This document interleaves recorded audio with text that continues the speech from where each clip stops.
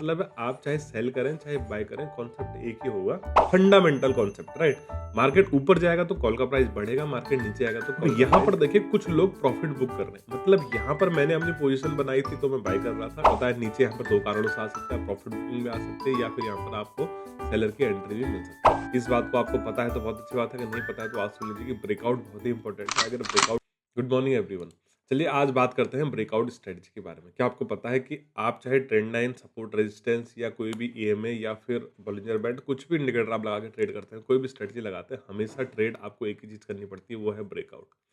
इस बात को आपको पता है तो बहुत अच्छी बात है, अगर नहीं पता है तो आज सुन लीजिए कि ब्रेकआउट बहुत ही इंपॉर्टेंट है। अगर ब्रेकआउट की बारीकी आप जान लेते हैं, ब्रेकआउट का पोस्टमार्टम आप जान लेते हैं, तो फिर आप बहुत अच्छी तरह ट्रेड करना सीख जाएँगे और बहुत अच्छा प्रॉफिट आप यहाँ पर बना सकते हैं। देखिए ब्रेकआउट इंपॉर्टेंट क्यों है? क्योंकि किसी भी पर्सपेक्टिव में मार्केट के आप हमेशा ब्रेकआउट ही ट्रेड कर रहे होते हैं। आप कुछ भी स्ट्रेटजी लगाइए, कुछ भी एंट्री एग्ज़िट लगाइए, आपको हमेशा ब्रेकआउट वहाँ पर देखना होता है। ब्रेकआउट होता क्या है? पहले मैं आपको ये बता देता हूँ। देखो जिन लोगों को नहीं पता है, थोड़ा-सा शुरू से हम देख लेते हैं ब्रेकआउट होता है क्या? मार्केट जब कोई एक लेवल डिफाइन करता है, लेट्स से आपने यहाँ पर 100 के लगभग मार्केट ने एक लेवल लगाया हुआ है, मतलब एक हाई टच किया हुआ है। उसके बाद मार्केट यहाँ से प्रॉफिट बुकिंग करता है। आपको पता है नीचे यहाँ पर दो कारणों से आ सकता है, प्रॉफिट बुकिंग में आ सकते हैं या फिर यहाँ पर आपको सेलर की एंट्री भी मिल सकती है। मार्केट नीचे की तरफ आता है, प्रॉफिट बुकिंग आता है। अब जब दोबारा से मार्केट इस लेवल को अपसाइड की तरफ ब्रेक करने की कोशिश करता है, दैट इज द ब्रेकआउट। मतलब किसी लेवल का ब्रेक हो जाना ही ब्रेकआउट कहलाता है, आइदर अपसाइड और डाउन साइड। ऐसा ही अगर मार्केट नीचे की तरफ आ रहा है, नीचे की तरफ आने के बाद मार्केट ऊपर गया, यहाँ पर कुछ प्रॉफिट बुकिंग हमें दिखाई। प्रॉफिट बुकिंग दिखाने के बाद अगर मार्केट यहाँ से दोबारा से डाउन साइड की तरफ आता है, इस लेवल का ब्रेकआउट करता है, तो यही ब्रेकआउट होता है और यही चीज़ हमें हमेशा ट्रेड करनी होती है। ये जो इम्पोर्टेंट पॉइंट है, ये इम्पोर्टेंट पॉइंट्स क्यों हैं दरअसल? हम हमेशा इस ट्रेड की बात क्यों कर रहे हैं? हम यहाँ पर क्यों नहीं ट्रेड कर रहे हैं? यहाँ से क्यों नहीं ट्रेड कर रहे हैं? आपको इंटरेस्टिंग सी चीज़ बताता हूँ। देखिए मार्केट में होता क्या है, ज़ीरो सम गेम है। या तो बायर बाय करेगा, तो सेलर सेल करेगा तो ही पैसा बनता है, या फिर सेलर सेल करेगा तो कोई बाय करेगा तो पैसा बनता है। मतलब यहाँ पर पैसा कहीं अलग से नहीं आता, बल्कि एक एक की जेब से दूसरे की जेब से आता है। तो ऐसा ही हम यहाँ पर देखेंगे, अगर कोई बाय कर रहा होगा, तो डेफ़िनेटली वहाँ पर कोई सेल कर रहा होगा, और सेल कर रहा होगा तो वहाँ पर बाइंग मोमेंटम आएगा। तो ये सारे कॉन्सेप्ट हम लगा के इसलिए हम ब्रेकआउट ट्रेड करते हैं। नहीं समझ में आया तो मैं आपको समझाता हूँ। देखिए मार्केट में इस लेवल के आस-पास आ गया, राइट? मार्केट नीचे की तरफ आ गया। देखिए यहाँ पर कुछ लोगों ने बाय किया होगा, अगर हमने इसका पोस्टमार्टम करा तो आपको एक चीज़ यहाँ पर क्लियर मिलती है कि यहाँ पर कुछ लोगों ने बाय किया होगा, उन्होंने सेल नहीं किया, तभी यहाँ तक इस मोमेंटम बना। अगर इस पूरी कैंडल को हम एक सन में लाते हैं तो यहाँ पर इस तरह से कैंडल बनती है, ये होल्डिंग वॉल्यूम हमें दिखाई दे रहा है। अब यहाँ पर देखिए कुछ लोग प्रॉफिट बुक कर रहे हैं, मतलब यहाँ पर मैंने अपनी पोजीशन बनाई थी तो मैं बाय कर रहा था। इस लेवल के आने के बाद मैंने अपनी पोजीशन को सेल कर दिया, ठीक है ना? मैं तो बायर हूँ, मैंने अपनी पोजीशन को सेल कर दिया। अच्छा जो बिग प्लेयर होते हैं, वो लोग इस लेवल का वेट कर रहे होते हैं, वो यहाँ पर कुछ पोजीशन को सेल कर देते हैं। सेल मतलब यहाँ से कुछ पोजीशन को डाउन साइड की तरफ सेल कर देते हैं। लेट्स से यहाँ पर कॉल का प्राइस है 100 के आसपास। अब देखिए एक सिंपल सा फंडा है, अगर तो मार्केट यहाँ से ऊपर जाएगा तो ये कॉल का प्राइस बढ़ने वाला है, अगर मार्केट नीचे आएगा तो ये कॉल का प्राइस घटने वाला है। ये तो सिंपल कॉन्सेप्ट है, ये आप सब लोगों को पता है, हमें पहले से पता है, यूनिवर्सल कॉन्टेक्ट है, फंडामेंटल कॉन्सेप्ट, राइट? मार्केट ऊपर जाएगा तो कॉल का प्राइस बढ़ेगा, मार्केट नीचे आएगा तो कॉल का प्राइस घटेगा। लेकिन अब वो लोग क्या स्ट्रेटजी यहाँ पर यूज करते हैं, लेट्स से इस लेवल के आसपास उन लोगों ने 100 रुपए में कॉल को सेल कर दिया। हम सेल कब कर रहे हैं? जब हमारे पास ऑलरेडी बाइंग पोजीशन है ना? तो हम सेल कर पा रहे हैं क्योंकि हमारे पास हमने कुछ चीज़ें खरीदी हुई है, हम उसे सेल कर रहे हैं। लेकिन वो एक कॉन्ट्रैक्ट के तहत यहाँ पर पहले ही सेल कर देते हैं। उनके पास बाइंग पोजीशन है नहीं, वो इस लेवल पे से सेल कर देंगे, ठीक है? सेलिंग के लिए इसीलिए ज़्यादा अमाउंट लगता है, लगभग-लगभग 1,50,000 के लगभग लगता है 1 लॉट सेल करने में। यहाँ पर वो लोग सेल कर देंगे।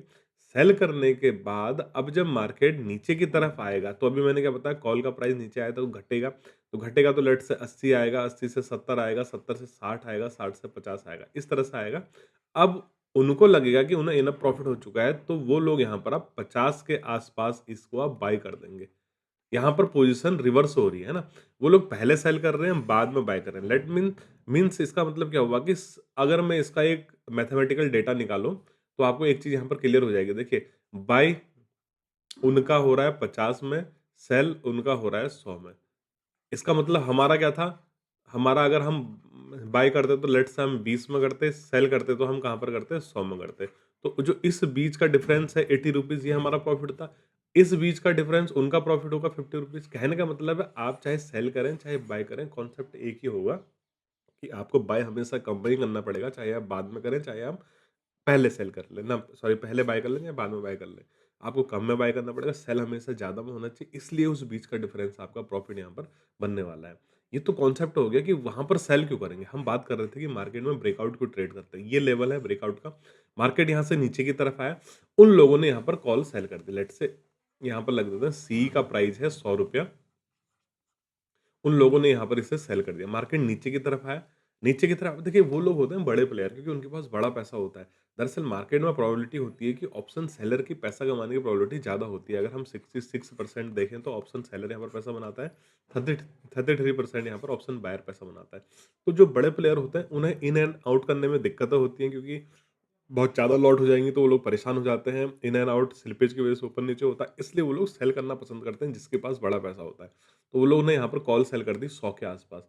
अब देखिए 100 के आस-पास उन्होंने कॉल सेल करी है, यहाँ पर एक इम्पोर्टेंट बात आपको देखने को मिल रही है, मार्केट नीचे की तरफ आ रहा है, कॉल का प्राइस घट रहा है, यानी वो लोग 100 पे सेल किए हुए हैं तो कम में बाय करना चाहिए, ठीक है ना?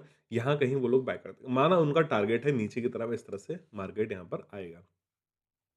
अब होता क्या है देखिए, प्राइस एक्शन की वजह से मार्केट यहाँ से अपसाइड की तरफ जा रहा है, नीचे की तरफ नहीं जा रहा है, अपसाइड की तरफ चला गया है। अब देखिए वो लोग बड़े प्लेयर हैं, उनके पास बड़ा पैसा यहाँ पर लगा हुआ है, बहुत ज़्यादा लोगों ने यहाँ पर सेल करा है। जब भी मार्केट इस लेवल को दोबारा से अपसाइड की तरफ ब्रेक करता है, ये लेवल 100 के आसपास का है, राइट? हमने ये लेवल किया था 100 के आसपास उन्होंने सेल किया था। अब देखिए क्या होता है कि ये मार्केट में 100 का प्राइस 110 जाने लगता है, 120 जाने लगता है, 130 जाने लगता है। अब यहाँ पर देखिए एक समझने वाला कॉन्सेप्ट ये है कि हम ऑप्शन बायर हैं, हमें कॉल का प्राइस या किसी भी पुट का प्राइस बढ़ता हुआ अच्छा लगता है, क्योंकि हमें प्रॉफिट हो रहा था। लेकिन उनको घटता हुआ अच्छा लगता है, क्योंकि उन्हें प्रॉफिट घटते हुए में हो रहा था। हमारा घटेगा, हमें लॉस होगा, अब उनका बढ़ेगा तो उन्हें लॉस होने लगता है। तो वो लोग क्या करते हैं 110, 115, 120 जो भी उनका स्टॉप लॉस सोचा होता है, उसके आस-पास वो लोग एग्ज़िट कर लेते हैं। ठीक है ना? उन लोगों ने यहाँ पर एग्ज़िट किया। एग्ज़िट करने के बाद देखिए एक इम्पोर्टेंट चीज़ यहाँ पर ये है, उन्होंने यहाँ पर एग्ज़िट किया, इम्पोर्टेंट चीज़ ये है कि जैसे ही वो लोग यहाँ पर एग्ज़िट करेंगे, क्योंकि वो लोग बड़े अमाउंट में ट्रेड करते हैं, तो एग्ज़िट करने से यहाँ पर एक बड़ा मोमेंटम अपसाइड की तरफ आ सकता है, that is the breakout level. इसलिए हम सब लोग ब्रेकआउट ट्रेड करना पसंद करते हैं। इसलिए हम सब लोग ब्रेकआउट ट्रेड करते हैं। सेम एज़ डाउन साइड की तरफ। अगर आपको ये कॉन्सेप्ट समझ में आएगा तो वेल एंड गुड, लेकिन मैं एक बार डाउन साइड की तरफ और समझा देता हूँ। नहीं समझ में आया तो फिर और अच्छी तरह समझ में आ जाएगा। देखिए नीचे की तरफ आया, यहाँ पर हम ऑप्शन बायर का भी कॉन्सेप्ट लगा सकते हैं। नीचे की तरफ मार्केट आया, मार्केट ने यहाँ से अपसाइड की तरफ गया, प्रॉफिट बुकिंग है। यहाँ पर हमें लेट्स से एक लेवल मिल चुका है, दैट इज़ ये लेवल हमें यहाँ पर मिल चुका है। अब देखिए मैंने यहाँ पर कुछ सी बाय करी, यहाँ पर भी पुट सेलिंग होती है सेम एज़ जैसे कॉल सेल कर रहे थे, वो भी पुट सेल कर लेते हैं, लेकिन अभी हम यहाँ पर बाइंग का सिनेरियो देख लेते हैं। यहाँ पर मैंने कॉल बाय करी 100 के आस-पास, यहाँ कहीं मैंने स्टॉप लॉस लगा दिया 80 के आस-पास, राइट?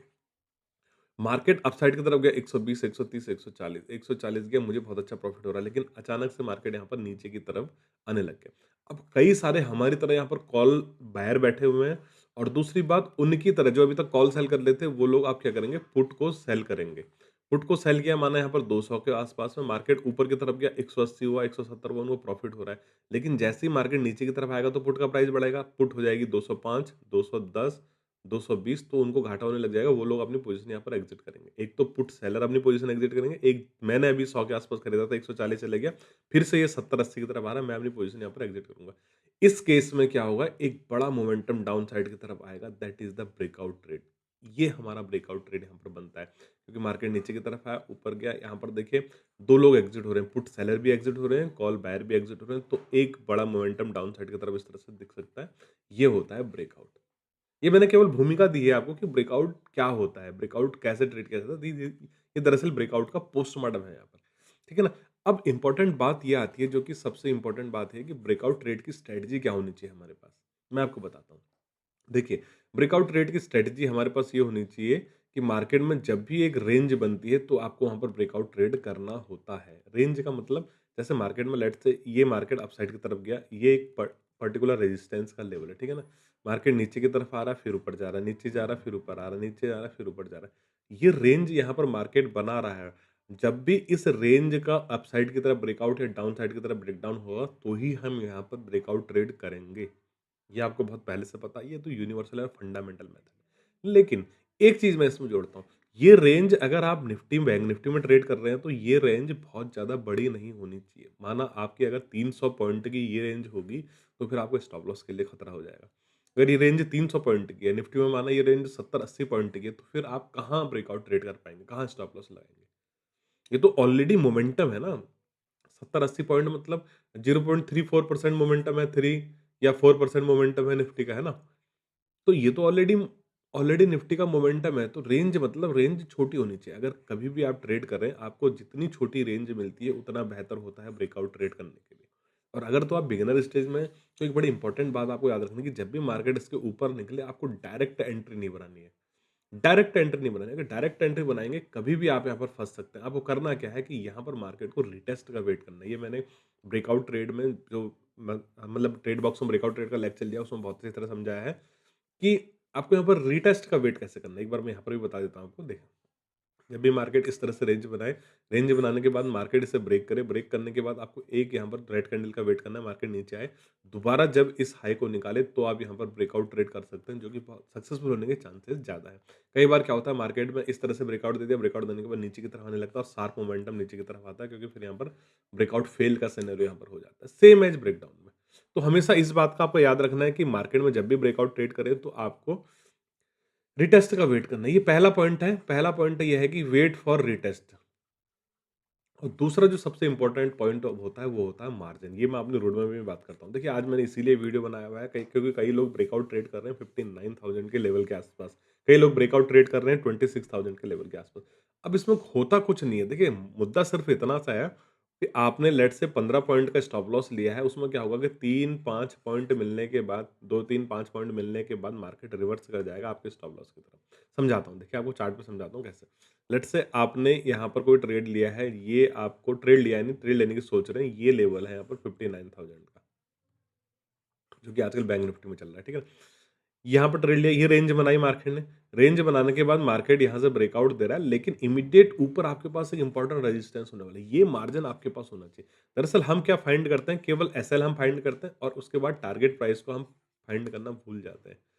कहने का मतलब ये है, जब भी आप ब्रेकडाउन या ब्रेकआउट ट्रेड कर रहे हैं, तो रेंज के बाद आपके पास एक अच्छा खासा मार्जिन होना चाहिए। एटलीस्ट 1:1.5 का मार्जिन होना चाहिए। नहीं तो मैं कहता हूँ 1:2 का मार्जिन आपके पास होना चाहिए स्पॉट में, तब जाके प्रीमियम में आपको 1:1 का प्रॉफिट मिल सकता है। अगर इमीडिएट नीचे कोई सपोर्ट है, आपने कोई ब्रेकआउट ट्रेड लेने की कोशिश करी है, इमीडिएट ऊपर कोई अगर रेजिस्टेंस है, तो फिर आपको यहाँ पर प्रॉफिट नहीं मिलने वाला। यहाँ से मार्केट लौट सकता है और एग्जैक्ट रेजिस्टेंस से मार्केट कभी भी नहीं लौटता। या तो उससे पहले लौट जाएगा, या थोड़ा ऊपर ब्रेक करके लौटेगा। तो इस केस में आप वहाँ पर फँस सकते हैं। इसलिए ब्रेकआउट का दूसरा पॉइंट ये है कि हमेशा आपको मार्जिन का वहाँ पर ध्यान देना चाहिए। 2 चीज़ें बहुत इंपॉर्टेंट है ब्रेकआउट में, जब भी आप ब्रेकआउट ट्रेड करने की कोशिश कर रहे हैं, क्योंकि हम हर पर्सपेक्टिव में ब्रेकआउट ही ट्रेड करते हैं। रेंज आपने डिफाइन करी, बहुत अच्छी बात है। स्टॉप लॉस आपने फाइंड आउट करा, बहुत अच्छी बात है। वो एक अलग टॉपिक है, स्टॉप लॉस कैसे फाइंड आउट करें। लेकिन टारगेट अगर आप फाइंड करते हैं, तो टारगेट आपके पास मिनिमम 1:2 का होना चाहिए। अगर आप निफ्टी में ट्रेड कर रहे हैं, तो 50-60 पॉइंट का टारगेट आपके पास स्पॉट में होना चाहिए, तभी आप 1:1 की उम्मीद आप कर सकते हैं निफ्टी 50 के प्रीमियम में। तो दो दो ये 2 बहुत ही इंपॉर्टेंट पॉइंट्स हैं। एक तो रिटेस्ट का वेट करें, और दूसरा आप यहाँ पर मार्जिन का देख लें कि मार्जिन आपके पास वहाँ पर होना चाहिए। बाकी कोई भी प्रॉब्लम आती है, तो मेरे टेलीग्राम का पर्सनल लिंक भी वीडियो के नीचे डिस्क्रिप्शन में दिया हुआ है, वहाँ जाके आप टेलीग्राम से डायरेक्ट मुझे मैसेज कर सकते हैं। वीडियो अगर पसंद आई, तो वीडियो को लाइक करिए, शेयर करिए, चैनल को सब्सक्राइब करिए। आपको लग रहा होगा ये सारी चीज़ें तो आपको पहले से पता है, ऐसा ही होता है, लेकिन कुछ बारीकियाँ जान लेने से ही ऐज आ जाता है, कुछ बारीकियाँ जान लेने से ही स्किल आ जाती है। वीडियो को लाइक करिए, शेयर करिए, चैनल को सब्सक्राइब करिए। इसी तरह की ट्रेडिंग सीखने के लिए आप मेरे टेलीग्राम चैनल से जुड़ सकते हैं। लिंक दिया है वीडियो के नीचे डिस्क्रिप्शन में।